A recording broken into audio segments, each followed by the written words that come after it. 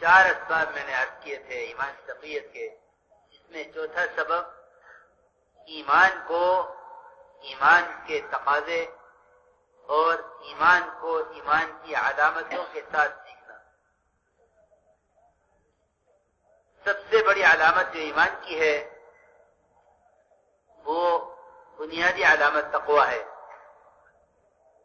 اور تمام نیکیوں کا مدار تقوی پر ہے۔ تقوی کہتے ہیں اللہ سے تنہائی میں ڈرنے کو، تقوی کہتے ہیں اللہ سے تنہائی میں ڈرنے کو۔ مومن اس کلمے کا اس لیے حقدار ہے کہ یہ تقوی کا کلمہ ہے، اور تقوی مومن کی شان ہے۔ اللہ رب العزت نے تقوی پر 5 وعدے فرمائے ہیں ایمان والوں سے۔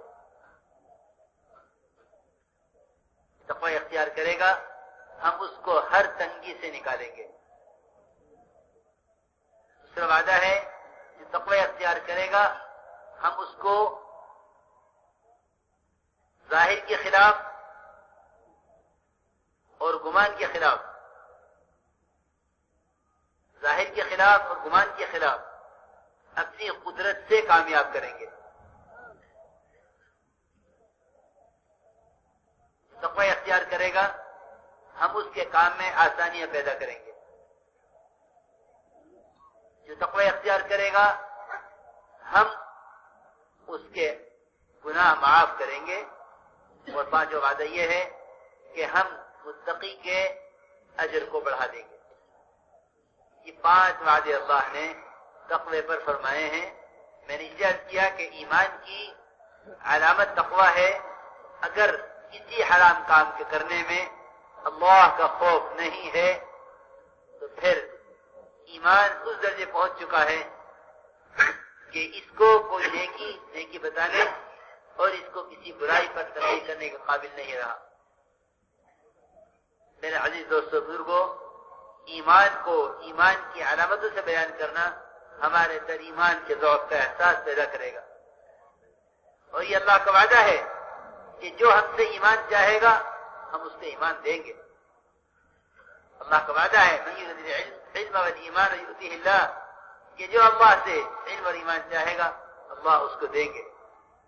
ایک صحابی نے پوچھا یا رسول اللہ ایمان کسے کہتے ہیں؟ آپ نے فرمایا جب تجھے نیکی خوش کرے، گناہ غمگین کرے، جان لے کہ تو مومن ہے۔ میرے محترم دوستو بزرگو عزیزو، ایمان کو ایمان کی علامتوں کے ساتھ قرآن میں غور کرو۔ اللہ رب العزت نے ایمان کو کس طرح بیان فرمایا ہے۔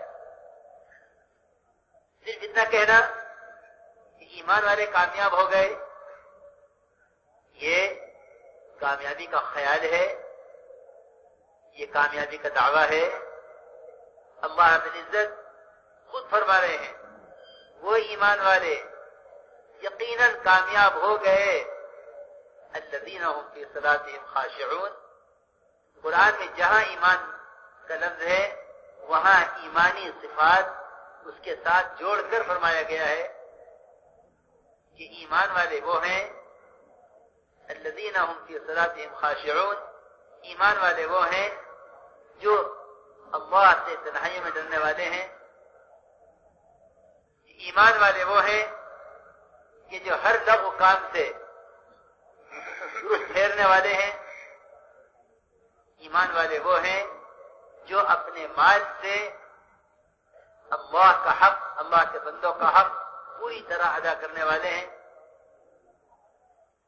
ایمان والے وہ ہیں جو اپنی شرمگاہوں کو ہر قسم کے حرام سے محفوظ رکھنے والے ہیں۔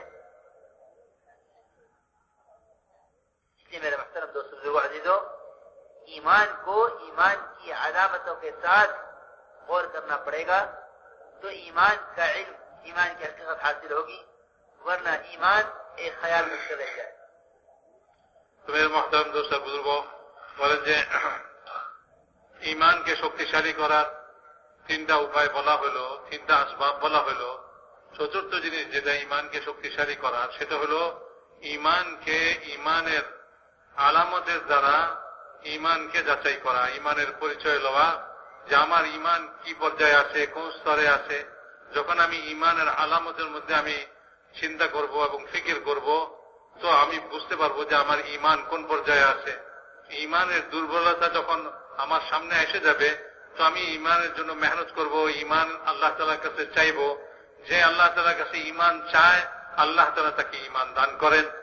তো ইমানের জন্য চাওয়াও তো হইতেছে না, যেহেতু আমি আমার ইমানকে জানিই না যে আমার ইমান কোন পর্যায়ে আছে, আমার ইমান কোন স্তরে আছে। আমি এই কথার উপরে আনন্দ অনুভব করতেছি, আমি মনে করতেছি যে ইমান আছে, বাস আমি তো ইমানদার, আমি তো কামিয়াব হয়ে গেলাম। না মেরে মহতারাম দোস্তার বুজুর্গ, বলে যে ইমান তো, ইমানের সঙ্গে তার গুণাবলী, ইমান কাকে বলে, কোন ইমান মানুষকে নাজাত দিবে, কামিয়াব করবে, এটা তো কোরআন ও হাদিসের মধ্যে গৌর করলে, চিন্তা করলে বোঝা যায়। এই জন্য বলেন যে ভাই ইমানের একটা আলামত এই যে ইমান যখন হবে তো তাকওয়া হবে।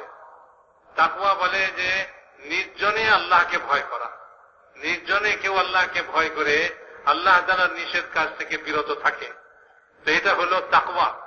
বলে যে ইমান যখন আছে তো তাকওয়া আছে কিনা এটা দেখতে হবে, যে আমার ভিতরে যদি তাকওয়া থাকে, অর্থাৎ নির্জনে আমি আল্লাহ তাআলাকে ভয় করি, তাইলে বুঝতে হবে যে আমি, আমার ভিতরে ইমান আছে।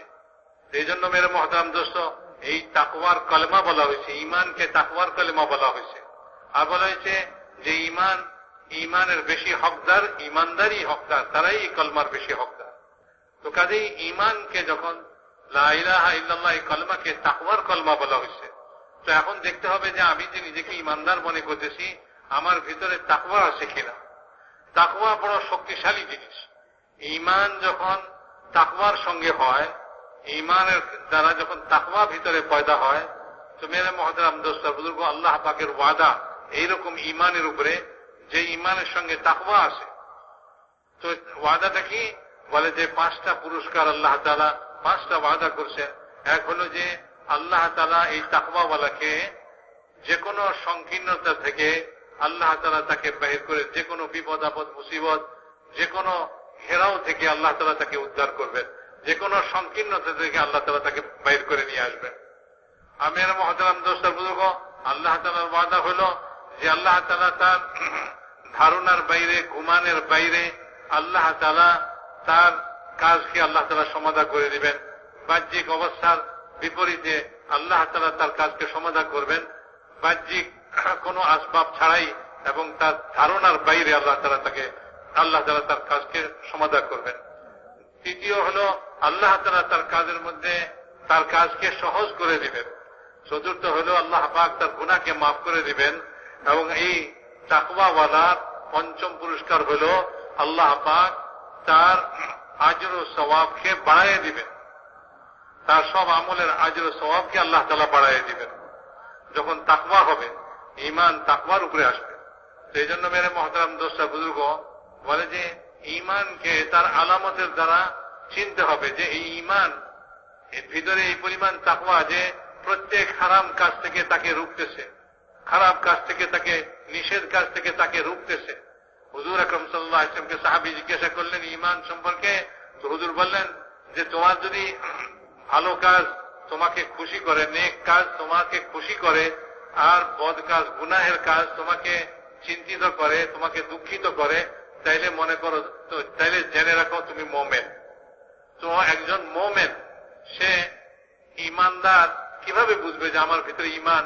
বলে যে যদি নেক কাজ তাকে আনন্দ দেয়, কোন নেক কাজ করতে পারলে সে আনন্দিত হয়, আর কোন গুনাহের কাজের দ্বারা সে চিন্তিত হয়, সে পেরেশান হয়, তার দিনের মধ্যে কষ্ট হয়, তো বলে এটাই ইমানের পরিচয়, যে ভিতরে ইমান আছে।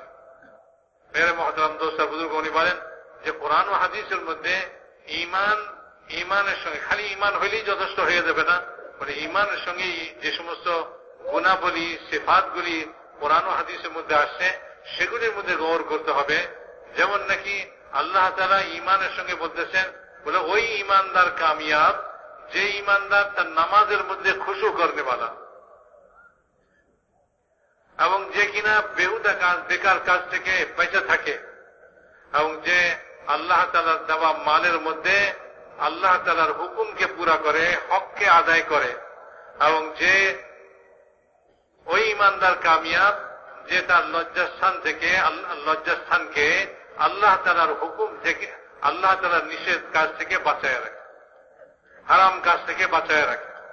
তো মেরা মুহতারাম দোস্ত, এইভাবে কোরআন ও হাদিসের মধ্যে ঈমানের পরিচয়, ঈমানের গুণাবলী, ঈমানের আলামত বলা হয়েছে। এগুলির আলোচনার দ্বারা নিজের ঈমানের স্তর বোঝা যাবে। তো যখন মানুষ বুঝবে যে আমার ঈমান কোন পর্যায়ে, কোন স্তরে আছে, তো তখন সে চিন্তা করবে যে আমার ঈমানকে বাড়ানো দরকার, এটার জন্য মেহনত, এটার জন্য আল্লাহ তাআলার কাছে দোয়া করা। যখন আল্লাহ তাআলার কাছে দোয়া করবে, তো আল্লাহ তাআলা ঈমান দিবেন তাকে। দুনিয়া সব জিনিসকে চায়, কিন্তু সে তো ঈমান চায় না। ঈমানের জন্য তো আল্লাহ তাআলার কাছে দোয়া করে না। তো মেরা মুহতারাম দোস্ত, এই জন্য বলে যে চতুর্থ উপায় হলো ঈমানকে শক্তিশালী করার। সেটা হলো যে ঈমানের যে সমস্ত সিফাত, গুণাবলী, ঈমানের আলামত যেগুলি কোরআন ও হাদিসের মধ্যে বলা হয়েছে, সেগুলির আলোচনার দ্বারা, সেগুলির মধ্যে গৌর ফিকির করার দ্বারা ঈমান শক্তিশালী।